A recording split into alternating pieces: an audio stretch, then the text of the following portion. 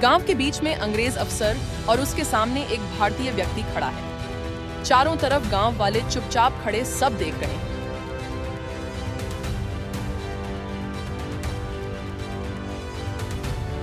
ओ ये, तुम भारतीय हो ना? सुन लो, मुझे तुम्हारे जैसे काले लोगों से घिन आती है। साहब, रहम कीजिए, छोड़ दीजिए, मैंने क्या किया है?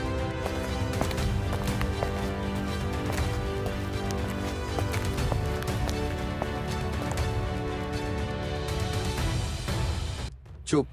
जब तक तुम्हारा जवाहर सिंह बाहर नहीं आएगा, मैं किसी को नहीं छोड़ूंगा। जाकर उसे ढूंढो, वरना यहाँ किसी को चैन नहीं मिलेगा।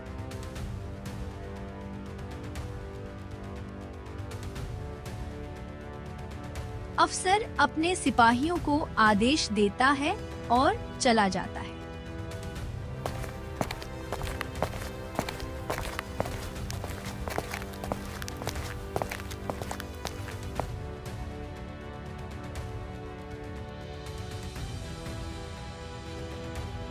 सागर, क्या खबर है? क्यों इतना हंगामा मचा है? आज तो उन्होंने हट कर दी जवाहर। पूरे बाजार में हमारी बेइज्जती जड़ती की। सबके सामने डंडों से पीटा और कहा कि तुम गद्दार हो। क्या? और उन्होंने किया क्या? गोरों ने कहा, तुम्हें पकड़कर सबके सामने घसीटेंगे जब तक तुम उनके सवालों का जवाब नहीं दोगे। ये अफसर कौन है? नाम बताओ। उसका नाम होम्स है, जो शाहपुरा का मेजर है, और उसने साफ कहा, कल तक अगर वो तुम्हें पकड़ न सका तो पूरे गांव को आग में झोंक देगा। जवाहर सिंह का चेहरा सख्त हो जाता है, आंखों में अंगार भर जाता है। चिंता मत करो सागर, वो सोचता है डराकर हमें झुका देगा, लेकिन मैं इन गांव वालों को इस तरह तैयार करूंगा कि कल जब वो आएगा तो उसे अपने ही राज की जड़ें हिलती नजर आएंगी।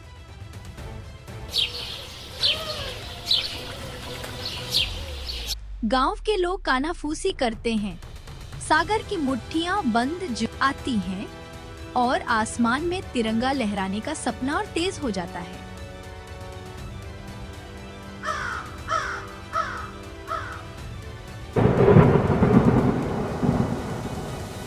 एक अंधेरी रात, ठंडी हवा के साथ डर का साया। दूर जंगल से कुत्तों के भौंकने की आवाज आ रही है। सर होम्स, यह जगह कोलकाता नहीं है, जरा संभल कर रहना। माना जाता है जवाहर सिंह रात के अंधेरे में ही निकलता है। हाँ, सुना है वो तो परिंदे की तरह निडर है। कहते हैं दुश्मन को नींद में भी दबोच लेता है। तुम लोग बकवास करते हो, ये सब गांव वालों की कहानियां हैं। मैं नहीं डरता। अचानक दूर से फ्यूसेस की आवाज और देखते ही देखते एक बम सीधा होम्स के पास आकर गिरता है। धड़ाम, धुएं का गुबार, चारों तरफ चीख पुकार, लकड़ी के चिवटों के टुकड़े हवा में उड़ते हैं।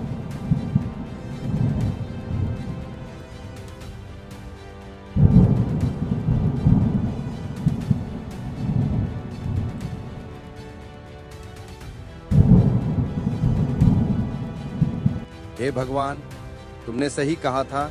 जवाहर सिंह न सिर्फ निडर है, बल्कि बिजली की तरह आता है और तूफान की तरह चला जाता है। धुएं में छाया सा एक आदमी दिखाई देता है, हाथ में पिस्तौल, आंखों में आग।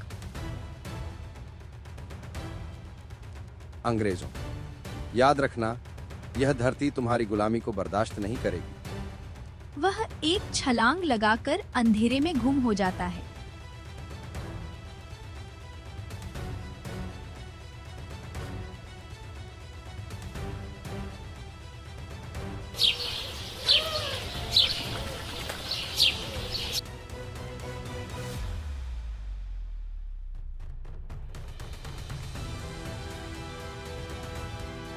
माँ, सुना आपने? जवाहर चाचा ने कल रात अंग्रेजों के पिल्ले को सबक सिखा दिया। हाँ बेटा, वो तो इस धरती का शेर है। ऐसे ही हमारे वीर इस मिट्टी को आजाद कराएंगे। शाहपुरा गांव के चौपाल पर भीड़ जमा है। हवा में तनाव की गंध है। सुनो सब, दुश्मन को ऐसा सबक सिखाना होगा कि आने वाली पीढ़ियां याद रखें।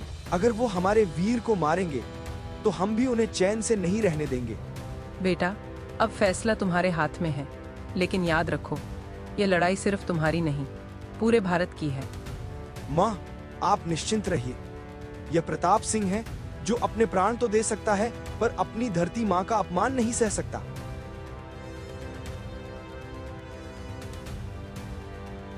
अगले दिन जवाहर सिंह, प्रताप सिंह, सेनानी सागर गुप्त योजना के साथ क्रांति मुख्यालय पहुंचते हैं।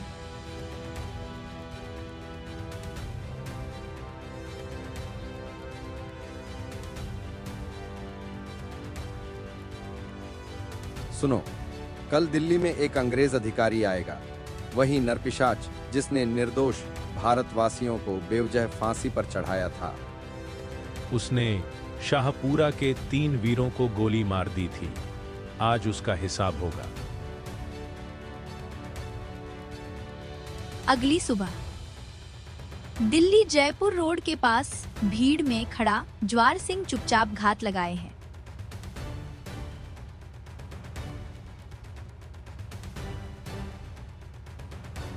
अंग्रेज अधिकारी की गाड़ी जैसे ही स्टेशन से गुजरी, जवाहर सिंह ने बिजली सी फुर्ती से बम निकाला और निशाना साधा। धमाकेदार विस्फोट की आवाज गूंजती है, धूल और धुआं फैल जाता है, भीड़ चीखने लगती है। लेकिन किस्मत को कुछ और मंजूर था। बम अधिकारी की गाड़ी के किनारे लगा। वह घायल तो हुआ पर बच निकला। धत, वो अंग्रेज का पिल्ला बच गया, लेकिन अब उसकी मौत तय है। ये तो बस शुरुआत है। अगली बार गोली उसके दिल में लगेगी और इतिहास में दर्ज होगा कि शाहपुरा के सपूत हार नहीं मानते। अंधेरी रात, चारों तरफ सन्नाटा। सागर, जवाहर और प्रताप सिंह गुप्त ठिकाने पर इकट्ठे हैं। जवाहर, हमें अलग अलग रास्तों से निकलना होगा। अगर साथ गए तो अंग्रेज हमें एक साथ पकड़ लेंगे। ठीक है प्रताप, तुम तुरंत शाहपुरा लौट जाओ। वहां की जनता को हमारी योजना से अवगत कराना जरूरी है। प्रताप सिंह सहमति में सिर हिलाते हुए रात के अंधेरे में गायब हो जाते हैं।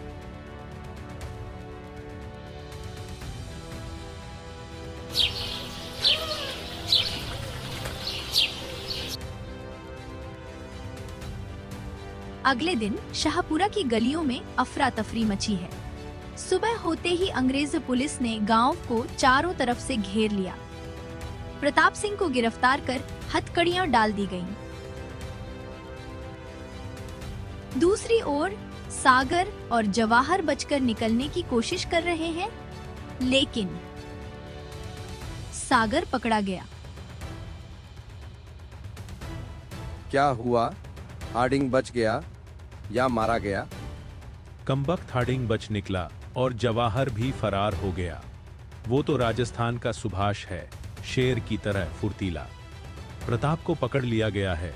अब अंग्रेज उसकी जान लेने से पहले उससे हमारे बाकी साथियों के नाम उगलवाने की साजिश रच रहे हैं। अगला दृश्य अंग्रेज हुकूमत का मुख्यालय। हार्डिंग चेहरे पर क्रूर मुस्कान लिए टेबल पर हाथ मारता है।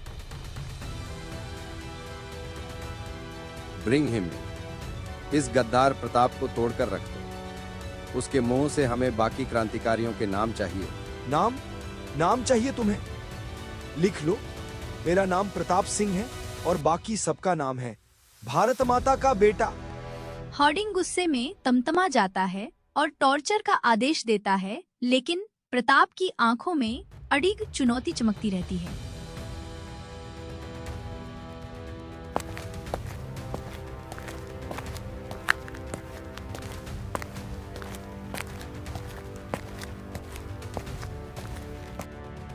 अंग्रेज अधिकारी के दफ्तर में अधिकारी की नजर एक कैदी के परिचय पत्र पर टिकती है।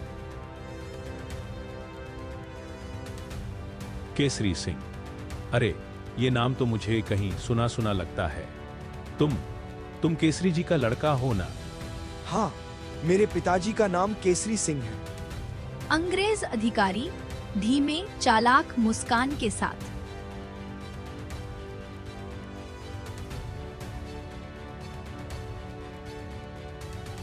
ओह, तो तुम तो अपने घर के ही निकले। वैसे तुम्हारे पिताजी कहाँ हैं? जेल में। जेल में? हाँ, दिलचस्प। मिलना चाहोगे उनसे? हाँ, क्यों नहीं। कुछ देर बाद अंग्रेजी हुकूमत की योजना के तहत प्रताप को केसरी सिंह से मिलाने लाया आता है। दोनों को पास बैठा दिया जाता है, लेकिन कमरे में चारों तरफ अंग्रेज सिपाही खड़े हैं। केसरी सिंह धीरे से चिंता के साथ, प्रताप, क्या हुआ? क्या तूने क्रांतिकारियों के नाम? नाम? मैंने किसी का नाम नहीं बताया। मेरे मुंह से भारत के सिवा कोई और शब्द नहीं निकला। मुझे पता था तू मेरे खून का है। पास खड़ा अंग्रेज अधिकारी दोनों की बातें सुनने की कोशिश करता है, लेकिन वे अपने संकेत भरे शब्दों में बात कर रहे हैं। पिताजी, इनकी मंशा साफ है, ये मुझे तोड़ना चाहते हैं।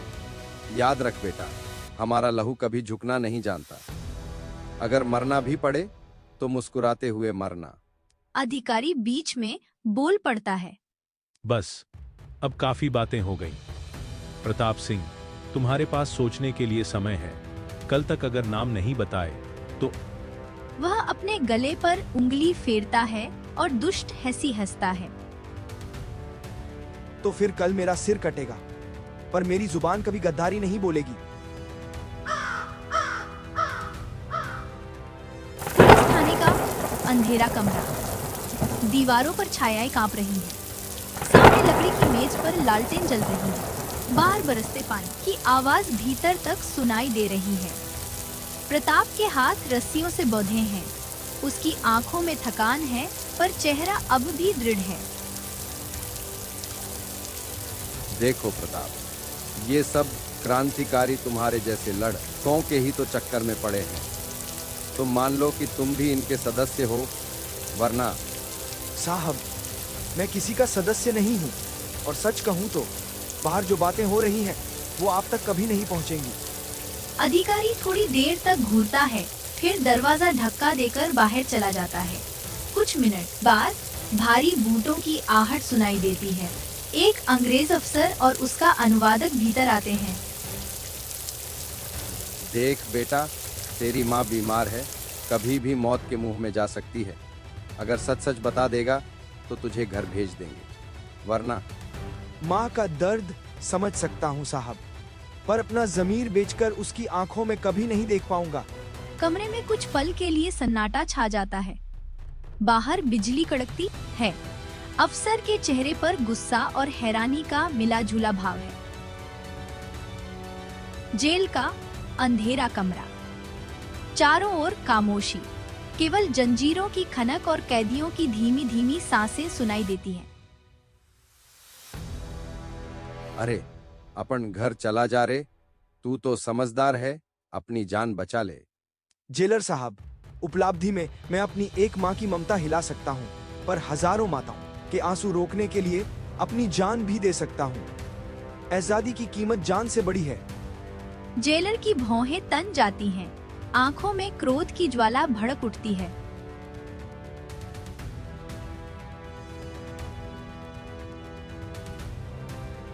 अरे कैप्टन, इसको इतना मारो कि मार मार कर खत्म कर दो। आज इसे समझा देंगे कि अंग्रेजों के सामने जुबान चलाने का अंजाम क्या होता है। कैप्टन सलाम ठोककर आगे बढ़ता है। उसके हाथ में मोटी चमड़े की कोर ला है। प्रताप सिंह सीधा खड़ा है, आंखों में डर का नामो निशान नहीं। तो देशभक्त साहब, चलिए आपके लिए अंग्रेजी मेहमान नवाजी शुरू करते हैं। मार लो जितना मारना है, लेकिन याद रखना, आजादी का सूरज जल्द ही उगेगा और उस दिन तुम्हारे जैसे जल्लादों के नाम मिट्टी में मिल जाएंगे। कैप्टन लगातार प्रहार करता है। प्रताप सिंह का शरीर लहूलुहान हो जाता है, पर उसकी नजरों में वही चमक है, अटूट विश्वास। ले जाओ इसे, पर याद रहे कल सुबह इसका दम टूट जाना चाहिए। उस दिन प्रताप सिंह, केसरी सिंह के परिवार का वह वीर सपूत, अपने प्राणों की आहुति देकर आजादी की मशाल को और तेज जला गया। उसका बलिदान व्यर्थ नहीं गया। गांव-गांव में उसकी वीरता के किस्से गाए जाने लगे।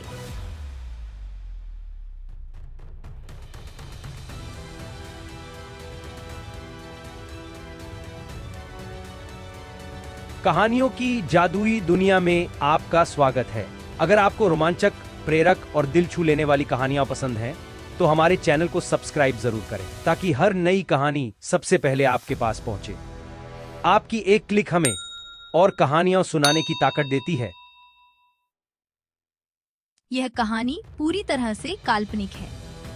इसमें दिखाए गए सभी पात्र, स्थान, घटना, आय और संवाद लेखक की कल्पना पर आधारित हैं। किसी भी जीवित या मृत व्यक्ति, असली स्थान या घटना से कोई भी समानता सिर्फ संयोग होगी। इस कहानी का उद्देश्य केवल मनोरंजन है, किसी की भावनाओं को ठेस पहुंचाना नहीं।